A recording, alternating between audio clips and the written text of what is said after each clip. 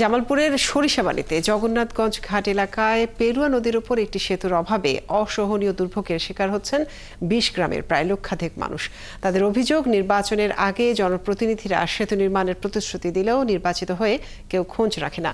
নৌকা দিয়ে যাতায়াত করার প্রায় দুর্ঘটনা হচ্ছে। এদিকে যাতায়াত সহজ করতে সেতু নির্মাণের পদক্ষেপ নেওয়া হচ্ছে বলে জানিয়েছে এলজিইডি। মমিনুল ইসলাম কিসমতের তথ্য ছবিতে প্রতিবেদন।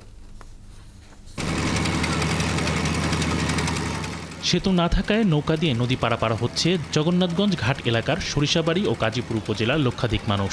নানা সময় নৌকাডুবিতে দুর্ঘটনার শিকার হয় স্কুল কলেজের শিক্ষার্থীরা। অসুস্থ রোগী পারাপারে পড়তে হয় বিপাকে।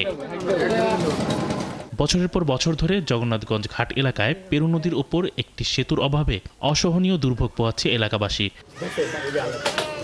দীর্ঘদিন ধরে জনপ্রতিনিধিরা সেতু নির্মাণের প্রতিশ্রুতি দিলেও কথা রক্ষা করেনি তারা। তাই বর্তমান অন্তর্বর্তী সরকারের কাছে জগন্নাথগঞ্জ ঘাট এলাকায় একটি ব্রিজ নির্মাণের দাবি জানান তারা। বিভিন্ন সরকারি বিভিন্ন সময় প্রতিশ্রুতি দিলেও কোনো সরকারি তাদের এই কথাগুলোকে রাখে নাই। আমি এখন গোপালপুর যাবো, কিন্তু যাইতে পারতাছি না, নৌকার জন্য বসে আছি। কৃষকরা জানান, অনেক কষ্ট করে ফসল আবাদ করে পারাপারের অভাবে সময় মতো ফসল শহরের হাট বাজারে বিক্রি করতে পারেন না। আমরা হাটে নেওয়ার আগে নৌকা পারাবার হইতে পারি না, এই জন্য হাটের টাইম চলে যায়, আমরা পরে দেয় ন্যায্য পয়সা আমরা পাই না। যাওয়া আসার কষ্ট হইতেছে, আপনারা ঠিক মতো পার হইতেছি না।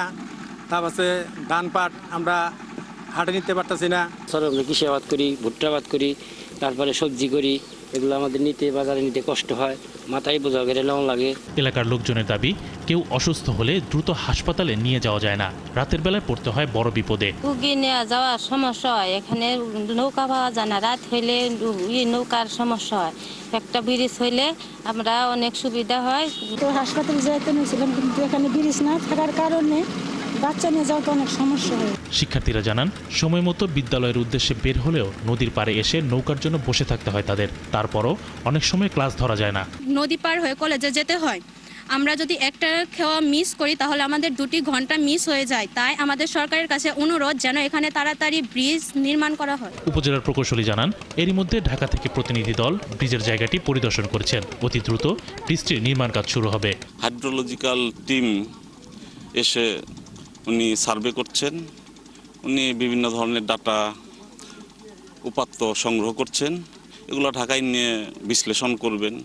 যদি পজিটিভ হয়, সবকিছু যদি ঠিকঠাক থাকে, ইনশাল্লাহ এটা বাস্তবায়ন সম্ভব হবে। এলাকার লোকজন আরও জানান, একটি সেতু নির্মাণ হলেই ঘুরে যেতে পারে এই এলাকার অর্থনীতির চাকা। শরীফ আজাদ প্রীতম, ৭১। এ বিষয়ে আরো বিস্তারিত জানাতে জামালপুরের সরিষাবাড়ী থেকে যুক্ত হচ্ছেন সহকর্মী আনসারী সুমন। সুমন, আমরা প্রতিবেদনে দেখলাম যে ব্রিজ না থাকার কারণে দুর্ভোগে আছেন সেখানকার মানুষ। তো আমরা এও জেনেছি যে ব্রিজ নির্মাণে পদক্ষেপ নিচ্ছে এলজিইডি। তো সেই কাজ কোন প্রক্রিয়া আছে, কাজ শুরু হতে কতদিন সময় লাগবে, কি বলছে সংশ্লিষ্টরা?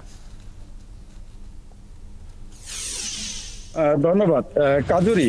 মূলত এই যে পেরুয়া নদীর যে ব্রিজটির দাবি, এখানকার মানুষের দীর্ঘদিনের দাবি।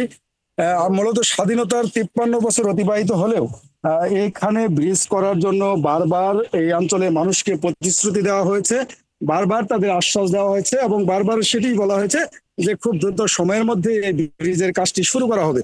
কিন্তু বাস্তবিক অর্থে এই মানুষের যে দুর্ভোগ, সেটি এই 53 বছরে তারা একেবারে হারে হারে টের পেয়েছেন। কারণ এখানকার 3টি ইউনিয়ন এবং গাজীপুর উপজেলার 3টি ইউনিয়ন, এই 6টি ইউনিয়ন ছাড়াও মাদারগঞ্জ উপজেলার চরাঞ্চলের মানুষরাও এই পথটি ব্যবহার করেন।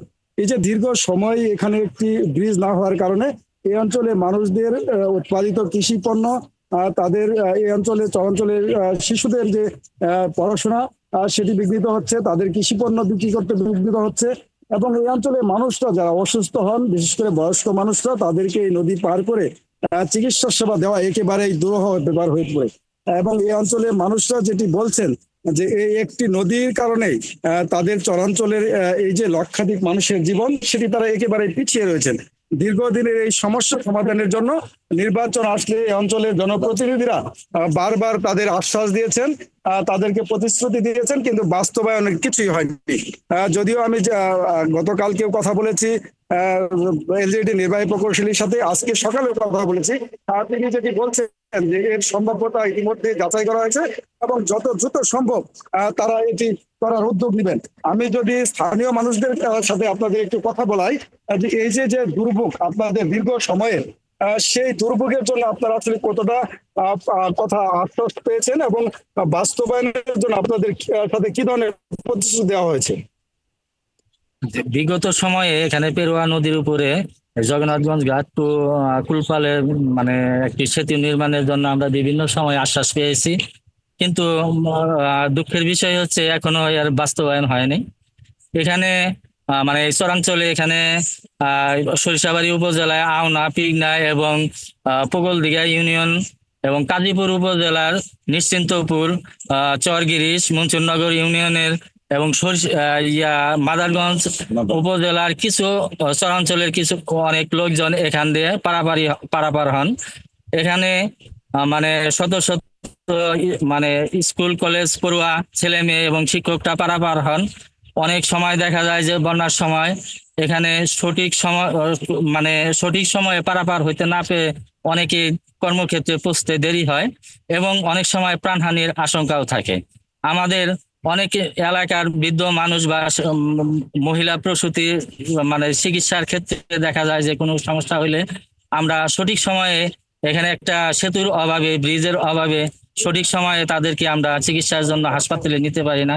অনেক সময় দেখা যায় রাস্তার ভিতরেই এমন ঘটনা ঘটছে যে একটু প্রসূতি মানে সন্তান সম্ভাব্য মাকে রাস্তা মানে হাসপাতালে নেওয়ার সময় দেখা যায় রাস্তার মধ্যে সন্তান প্রসব হয়ে গেছে। এরকম ধরনের ঘটনাও ঘটে। অনেক সময় দেখা যায় যে মানে রাস্তার ভিতরে রোগী মারা যায়, হ্যাঁ, সঠিক সময়ে পৌঁছাতে আমরা পারি না।